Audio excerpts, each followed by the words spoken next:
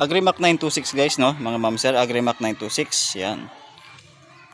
1 cubic po yan, 1 cubic. Accurate 1 cubic po yan. Tapos ang differential po natin, pang Isuzu po yung differential natin. Pang Isuzu ang differential. Tapos lahat po ng gulong natin, air disc brake, no? Air disc brake po yan. Air disc brake, yung 4 na gulong. Meron po siyang gulong na rim 16, no? 20.5 by 16, no? Axle type po, axle type na 6 stud, no? Agrimac 926. Yan po ang Agrimac 926 natin. Yan po yung kanyang dalawang hydroback brake booster. Hydroback brake booster. Agrimac 926. No? Ang Agrimac 926 po natin is 55 kilowatts. 55 kilowatts na meron po siyang turbo, no? Turbo. Ito yung kanyang radiator at oil cooler.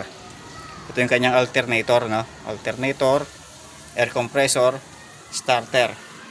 Dito po yung kanyang dipstick, no? Dipstick.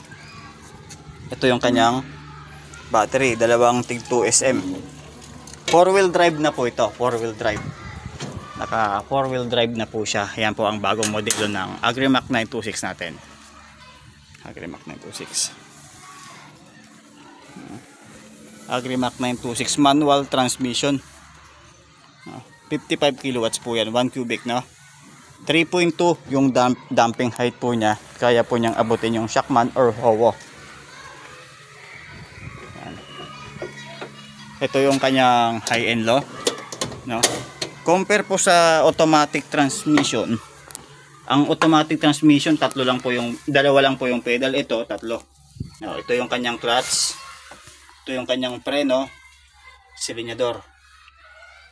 Ito yung kanyang high and low. Ito po yung high and low, handbrake, on off ng battery. No. Ito yung patayan ng makina. Tapos single joystick lang po siya. Dito lang yung stick niya. Ito yung kanyang primera, segunda, no, cambio. Yan. Tapos may mga working hours po yan. Yan. Nandiyan na rin po yung mga gauge, no. Ito yung gauge ng preno, temperature ng makina, sa voltage, tapos ito yung sa langis. So, ayan po ang Agrimac 926 natin.